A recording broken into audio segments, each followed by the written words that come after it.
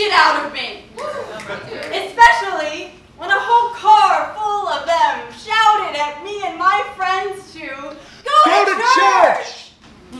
Something I should have shrugged off as a meaningless remark, but it was difficult to shrug in my leather jacket, and I couldn't help but think, as me and my friends stood with our backs against the concrete wall of a loud, music-filled bar and our black nail polish and black eyeshadow and black everything, that maybe they had rubber bullets, but the people who taught them how to shoot had lead ones, or considering their skewed view of us, maybe silver ones, and that the seemingly small insult was probably not confined to the mouths of a few teenagers, but belonged to something larger, like a big building where they don't play music like this. Now, I'm not religious, but this devil music, I promise, had nothing to do with it.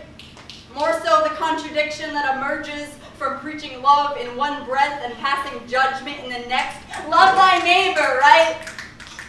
But call the cops on the neighbor who blasts their speakers too loud at night. They shouted at us to go to church. Words that felt less like an invitation and more like a curse. Would me and my friends, while dressed in this darkness, really be welcome in their house of worship, or would there be whispers? Would there be talk of witchcraft in our hands? Would a wooden post slowly be raised into place? Would a match be lit? Would we be burned at the stake? An entire congregation failing to realize that to burn the witch is to admit that magic exists, and there is magic here.